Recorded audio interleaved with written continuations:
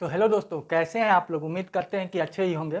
और तो मैंने सोचा कि चलो कंपनी के एनालिसिस के साथ साथ आपको छोटे छोटे टर्म्स इन्वेस्टिंग का भी मैं बताते चलूं, जो कि मैं अक्सर देखता हूं और इससे मुझे बेनिफिट मिलता है कि मैं अपने लॉस को बहुत मिनिमाइज कर पाता हूं।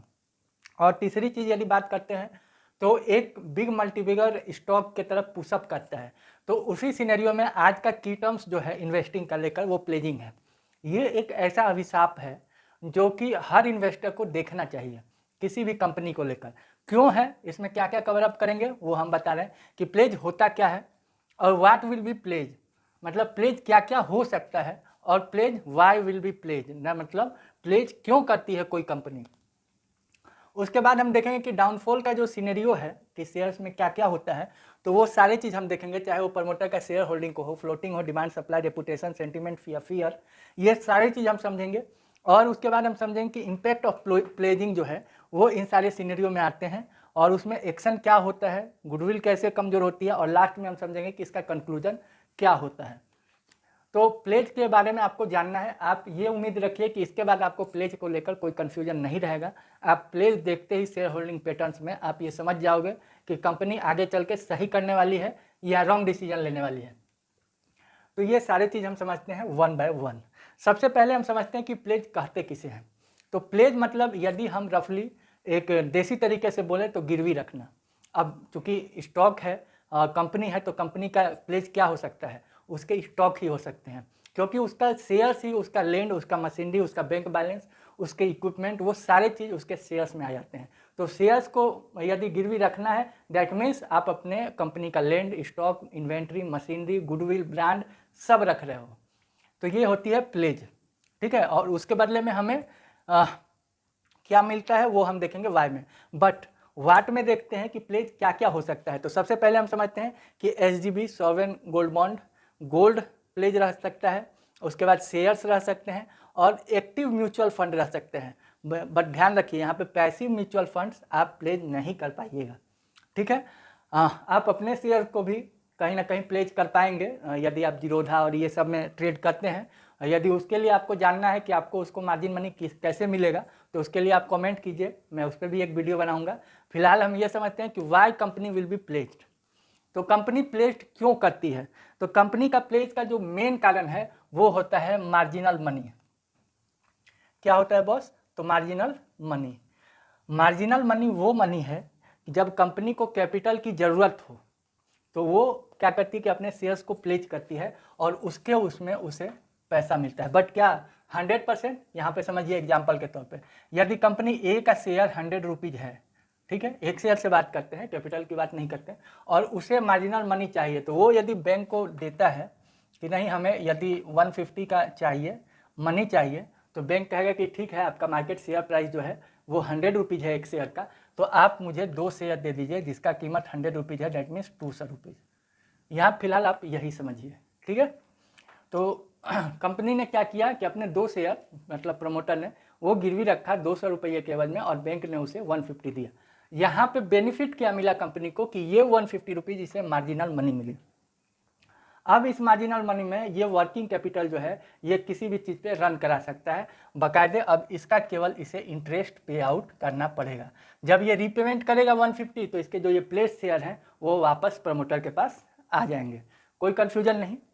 अब समझते हैं कि लेकिन जब हम कंपनी को प्लेज करते हैं या कभी स्टॉक को प्लेज करते हैं तो उसका इम्पैक्ट क्या पड़ता है। जब हमारा कोई भी चीज़, यदि आप कंपनी को स्टार्ट किए हो और आप अपने कंपनी का शेयर बेच रहे हो, तो सामने वाले को क्या लगेगा कि आपको अपने कंपनी पे भरोसा नहीं है, तो हम कैसे भरोसा करें।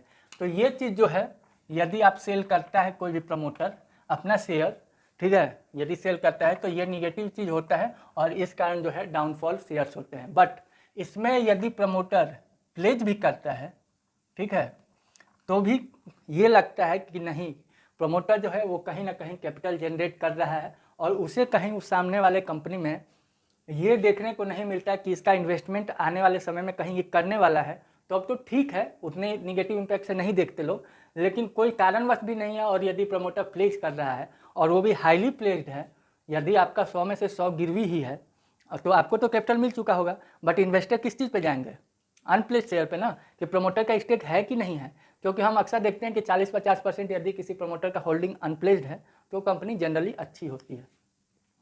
तो यहाँ पर प्लेज जो शेयर है वो भी कहीं ना कहीं निगेटिव इम्पैक्ट करता है मार्केट को लेकर, और इस कारण से क्या होता है कि जो इन्वेस्टर होते हैं वो क्या करते हैं कि डंप करने लगते हैं, शेयर्स को बेचने लगते हैं। शेयर्स को बेचने लगेंगे तो शेयर जो है वो मार्केट में फ्लोट करने लगती है, डिमांड कम रह जाएगा और सप्लाई ज़्यादा होता है। तो डिमांड जब भी कम होगा और सप्लाई ज़्यादा हो जाएगा तो ये कहीं ना कहीं शेयर प्राइस को फिर से डिक्रीज करती है। ठीक है, ये प्लेजिंग का सिनेरियो है।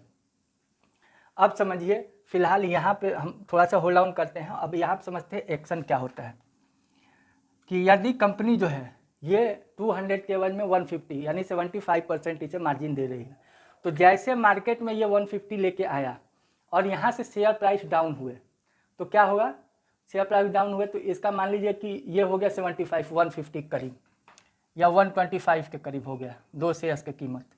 ठीक है, 60 रुपीज़ या 62.5 रुपीज़ यदि शेयर्स की कीमत हो गए तो ये दो शेयर्स का कीमत हो जाएगा 125 रुपीज़।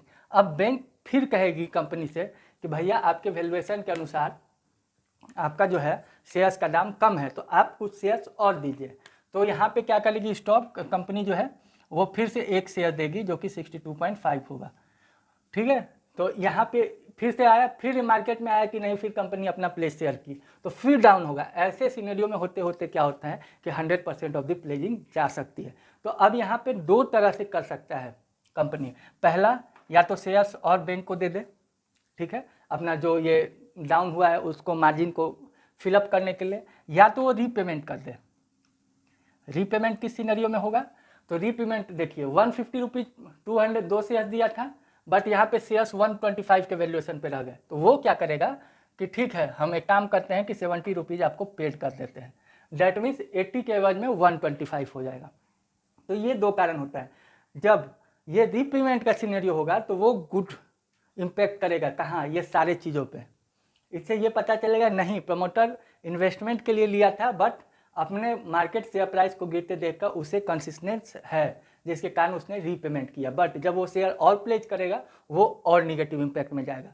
इसलिए प्लेजिंग को बहुत सावधानी से आप शेयर होल्डिंग पैटर्न में देखिए, क्योंकि ये आपको बतलाता है और यहाँ से कंपनी का रेपुटेशन भी कहीं ना कहीं डिक्रीज होता है। जब रेपुटेशन डिक्रीज होगा तो गुडविल जो है ये भी खराब होता है। इस सिनेरियो में क्या होगा कि कंपनी के चाहे जितने लेनदार होंगे वो सारे एक एक करके आ जाएंगे कि भैया आप तो कंपनी को गिरवी रखते जा रहे हो तो मेरा पैसा दो, मेरा पैसा दो।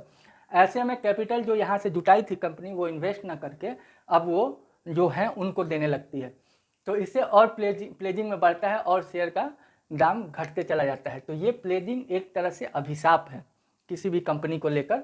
हाँ, बाकायदा कुछ सेक्टर ऐसे हैं जहाँ पे प्लेजिंग हाई रहते हैं बट कंपनी अच्छा ग्रो करती है। ठीक है, वो किसी हम और वीडियो में समझेंगे। तो आपको एक्शन समझ में आ गया, गुडविल समझ में आ गया। अब बात करते हैं कि प्लेजिंग जो है सेंटिमेंट को हर्ट करती है, इस कारण से भी कहीं ना कहीं दाम गिरते हैं। जब ये सारे चीज़ इतने एक साथ होते हैं ना तो मार्केट में उस स्टॉक को लेकर फियर हो जाती है। ठीक है, आपको याद होगा कि यूनिटेक ऐसी कंपनी थी जिसने प्लेजिंग कर करके अपना जो है कहाँ 2000 के करीब से आज का सिनेरियो 5 रुपीज़ पर स्टॉक पे आ चुकी है। ठीक है, तो इस चीज़ से बचिए। मार्केट में यदि इन्वेस्ट करना है, आपको स्टॉक में इन्वेस्ट करना है तो उसके प्लेजिंग सिनेरियो को समझिए। प्लेजिंग में बहुत इम्पैक्ट होते हैं बॉस, बहुत अभिशाप की तरह लगता है। मुझे तो लगता है कि प्लेजिंग वाले स्टॉक से दूर ही रहा जाए, यही मेरा कंक्लूजन है। यदि प्लेजिंग आपका डिक्रीज होता है तो वो कहीं ना कहीं पॉजिटिव साइन लगता है, लेकिन इंक्रीज होता है तो मुझे वो बहुत निगेटिव दिखता है। तो प्लेजिंग से मैं दूर रहता हूँ, प्लेजिंग मुझे बहुत ख़राब लगती है। आपको क्या लगता है आप कमेंट बॉक्स में लिख के जरूर भेजिए। और ऐसे ही की टर्म्स और कंपनी के एनालिसिस के लिए आपको कोई कंपनी का व्यू जानना हो तो आप मुझे कमेंट बॉक्स में लिख के जरूर भेजें। और भी की टर्म्स जानने के लिए, अपडेट रहने के लिए आप मेरे चैनल को सब्सक्राइब करें और जुड़ते रहें। फिर से मैं मिलूंगा आपके साथ अगले नेक्स्ट किसी की टर्म्स के साथ या किसी कंपनी एनालिसिस के साथ। तब तक के लिए